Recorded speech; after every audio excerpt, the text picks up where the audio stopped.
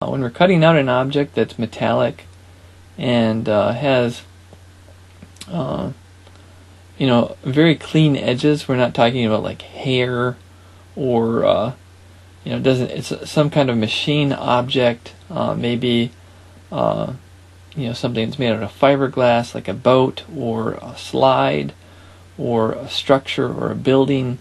A lot of times we don't have the options of having a nice clean background, or in this case, we have a metallic object where we couldn't throw a green background because it would show green all over in the metallic, the chrome finish and stuff.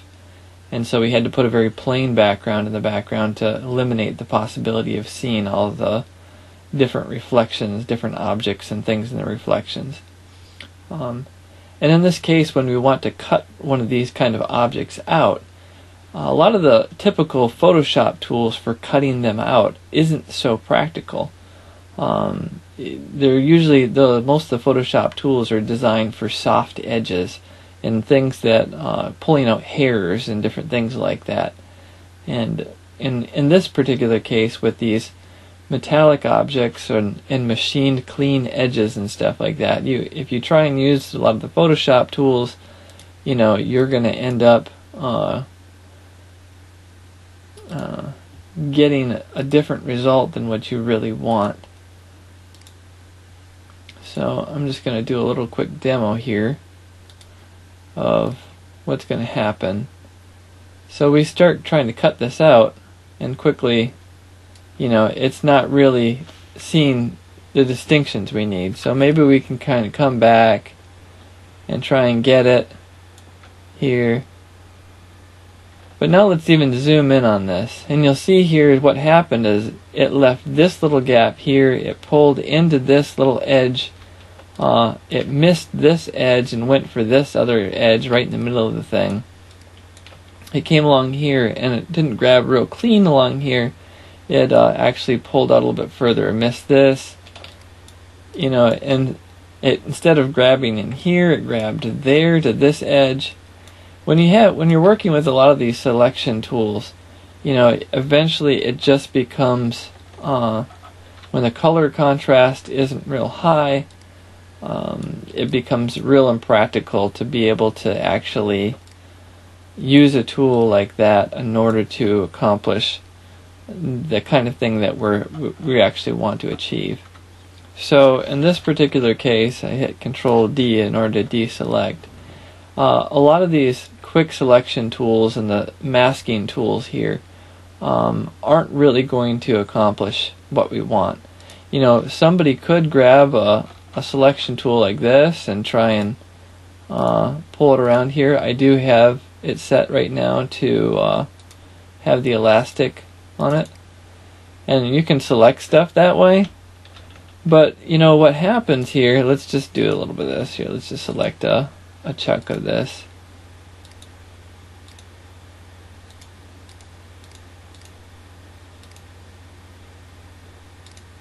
So this works pretty good. I mean, really, we just got a nice clean edge to here. But now let's say, we missed right here. It should be just a little bit closer to this edge or something like that. We didn't quite make it tight enough there. Well, now you don't have the ability to tweak that at all. I mean, I can go over and do another selection or chop out something and add it back in or something like that. I did Alt in order to held down the Alt key on Windows in order to make this go back and forth between plus and minus. And right now you can see up here I have it on plus. It will add it. If I do this, it gets rid of that. If I do this, it's plus. If I do that, it's minus. So just going to give you a quick thing here. But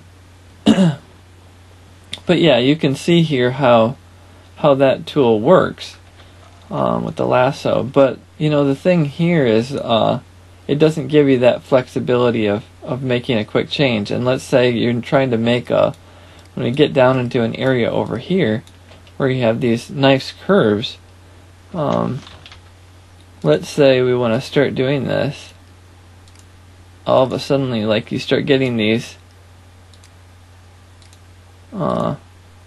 boxy edges around the edge while you're trying to select something like that. And so, instead of being a nice smooth curve, now you're getting all these boxy edges. So with this kind of thing, like this, the normal selection tools aren't really the most practical. But the Photoshop does have another selection tool that we can use. It's actually the pen tool.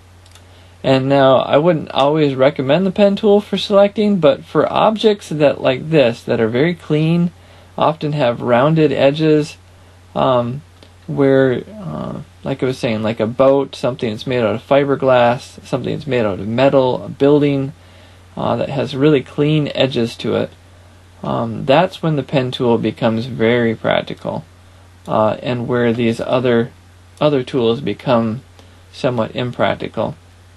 So what I'm going to do here is I'm going to show you a couple different techniques about how to cut something out like this the most efficiently and the best way. So typically what I would recommend doing when you have an object like this is first you want to actually go around the entire outer edge. Now this is tedious, don't get me wrong. It isn't like the a high-speed, quick thing here. It is, but it does produce the best result. And on top of that, there just isn't another way in order to do this more efficiently. When you have a picture like this where the contrast isn't real high, or you have, you didn't have the convenience of taking a picture with a nice solid background. For instance, if you're taking a picture of a boat, you probably can't get the convenience of putting that wherever you want, or let's say a water slide that you're trying to cut out. You're not going to have the convenience of moving that and putting it in a convenient location. In those cases, that's when you're going to just have to manually cut it out anyway. And in order to get a nice clean edges and stuff, you're going to have to do it by hand, and the best tool is going to be this pen tool, and I'm going to show you why here. So let's just get started. I'm going to do just a couple quick things here. I'm going to show you here. Well, first of all, let me do this before I actually start doing this. If you come over to this little here, you want to turn on the rubber band.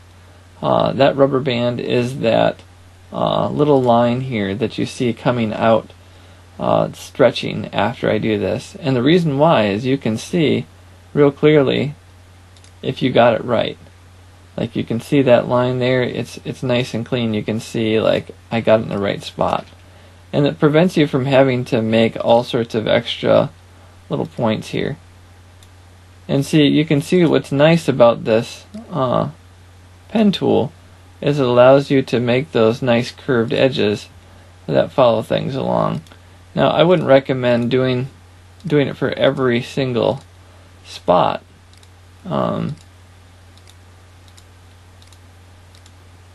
Like this. Like I'm not trying to make a curved edge on every single location.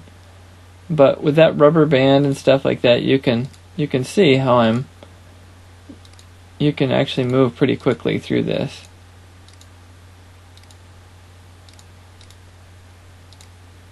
This doesn't have to be this a billion little things.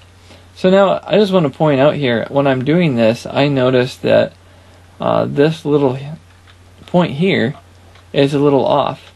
If I hit the control key on Windows, I can grab it and move it and reset it into the right spot, or and stuff like that. So this pen tool is very powerful in the sense that once you make a little mistake, you can just go back and fix it.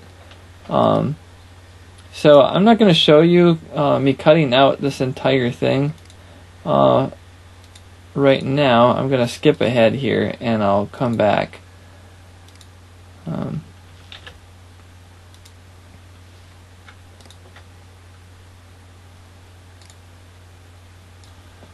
Okay, so now you can see I've actually made it around the entire outer edge with this pen tool. Some of them I use the little handlebars to do rounded edges and stuff like that. Some of it I just clicked a whole bunch of times. But the nice thing about this is you can zoom all the way in if you need to in order to get those little details. And then you just hit your space bar and you can move around and get those specific spots. Now some of the things, it matters to get real careful and stuff like that. Some of it probably doesn't. But you can see here what I did there. So if you hold Alt and you can zoom out using your mouse wheel. Zoom in and zoom out and stuff. So this is some quick ways in order to get in here real fast and do that. So now I'm going to zoom out. And now what I'm going to do is come over here into the layers panel. And because I have this whole selection, it's these little points are all black. Because they're all black right now. If they're not all black, I can go ahead and select them all and make sure they're all black. And I grabbed, see, now they're not selected at all. I came over here and grabbed the arrow tool here, not this arrow tool up here, but this one. This is for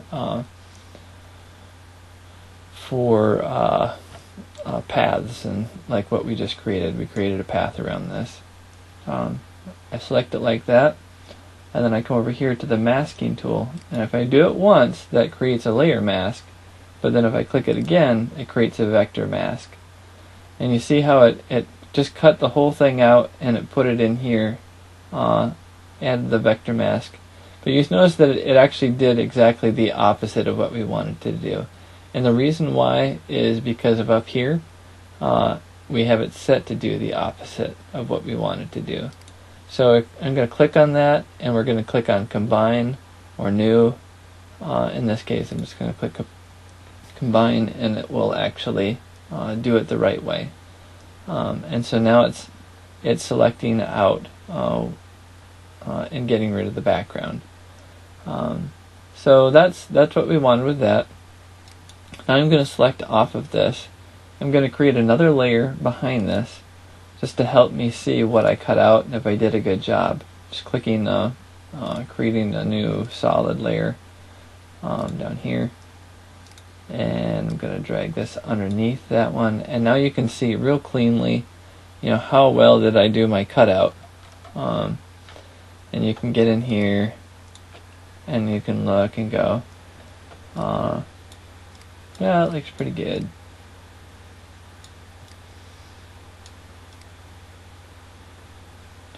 So it creates really nice clean edges, unlike a lot of the other selection tools and stuff like that. And the neat advantage of this too is if I go and I click this arrow tool here, I can go over and click on my mask here, and I can modify this still. So let's say right over here I'm thinking, that doesn't look quite right. Maybe this needs to come in just a little bit. I can grab that individual point and move it around and fix it. And let's say I want to put it right there. So that looks a little bit better. So yeah, you can go back and do all these very detailed edits afterward. But now you notice you're looking at it and you're going, okay, but you missed all these little pieces here and different things like that. So that's where this pen tool is still very handy, and using vector mask is still handy. But so in order to do this, what we can do is we can come back to the pen tool, and instead of having it select on Combine, we can have it subtract from front shape. And so because I'm creating a new shape, it's going to be on top of the other shape, and I can come in here and go like this.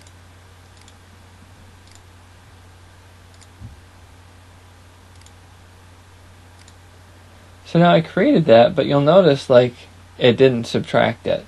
But how do I do that now? So since the reason why I didn't automatically subtract it is because this vector mask over here in our layers panel was not selected when I did that. But simple way to fix that, you can come over and click edit, copy, and then click on this, and you'll see it disappeared. But now that I'm selected on there, I can click paste, and it just put it in there. So that was just a quick little thing here. You'll notice now I'm also clicking, it's selected. So now when I come over here, if I start cutting or I start doing this, it'll automatically start cutting this out.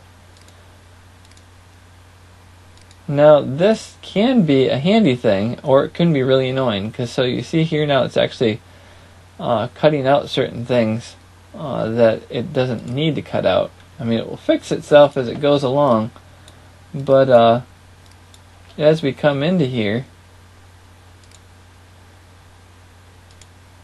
we're going to end up having some problems.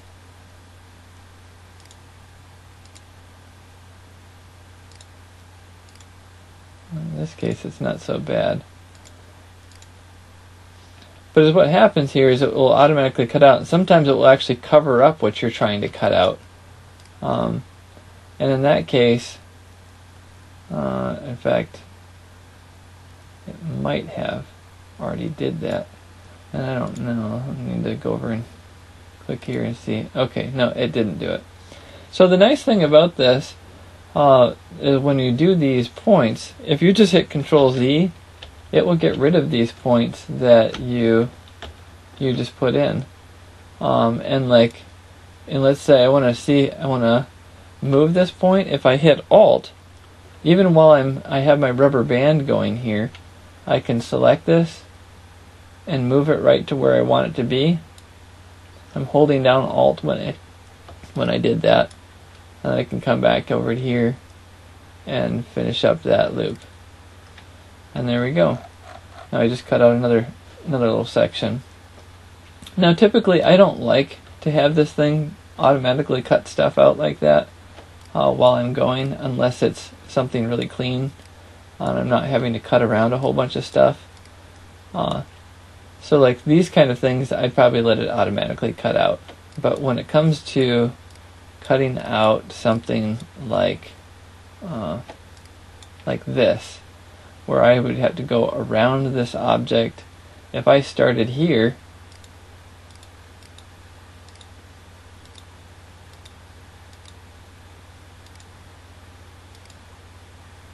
you see how it starts cutting out the areas,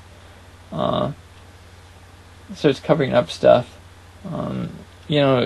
Typically, I did that the right way so that it's not too much of a problem. But let me do this differently though.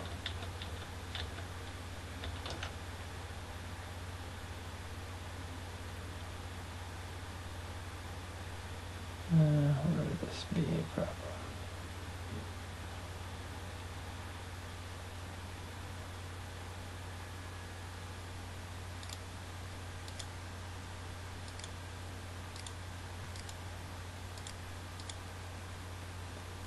So let's say I started there. You can see now I can't see this here, what I'm trying to cut out. And now it's fine as long as you think about where you're starting. Sometimes it will prevent you from having an issue like that. But because of stuff like that, I typically, when I'm cutting out an area like this, I don't want to actually cut out right on my vector layer.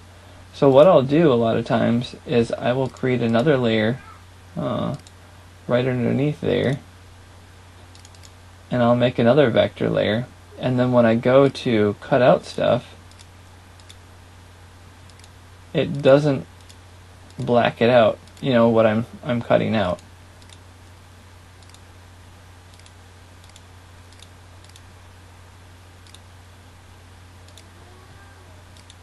So now I can come through here, I can cut this out.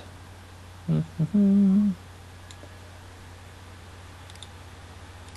the nice thing is unlike the selection tools, I can still zoom in hitting Alt and the scroll wheel.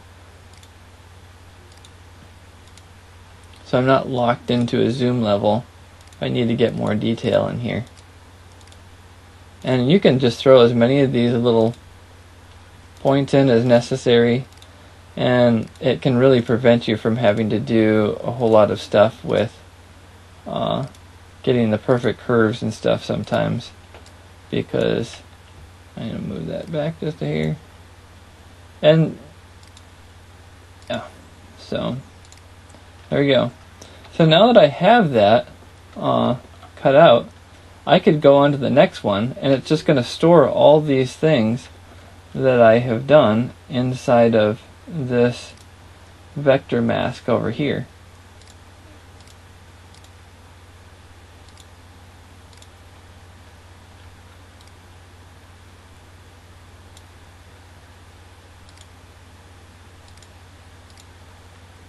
I'm just going to do a couple of these real quick.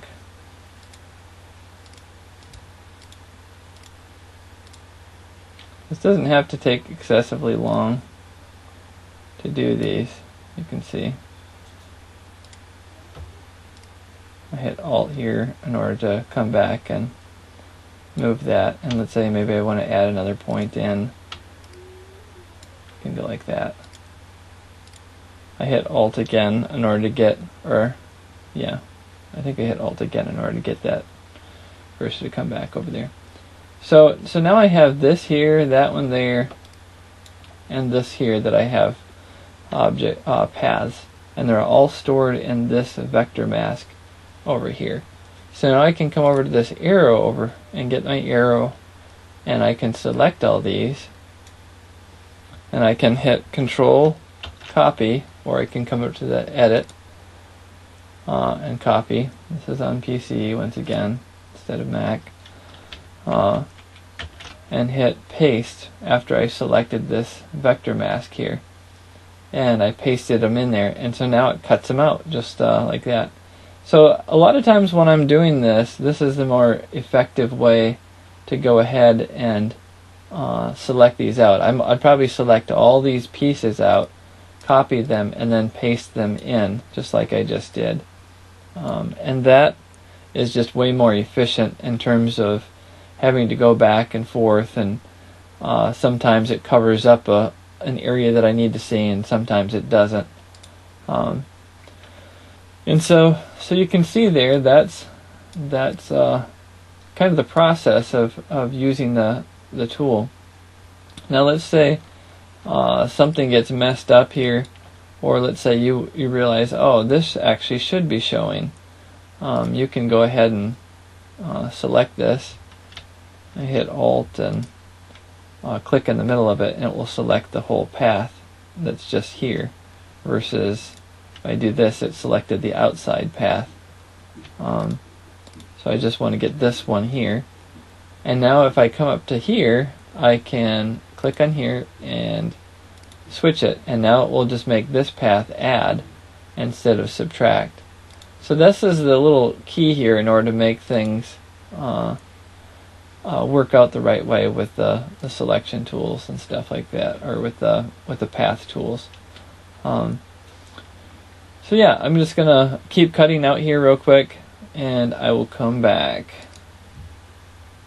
Okay, so just to wrap this up here, I've gone through and I've finished cutting out all these little pieces. You know, you look at this and you think, oh, that's way too tedious for me to do. There's got to be an automated tool to do this. And I'll just tell you from my own experience, if you try and use an automated tool to do something where there isn't a whole lot of detail or contrast, or there isn't a whole lot of contrast to work with, it's not going to produce good results. In the end, you're just going to come back and redo it, and this by far works the best.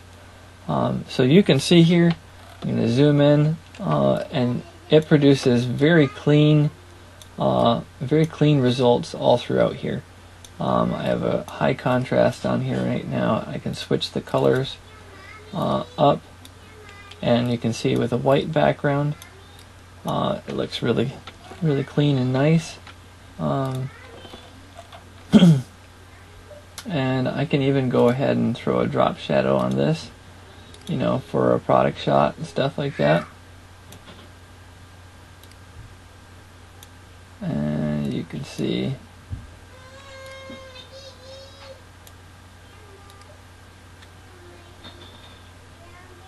it looks like that. Nice and clean.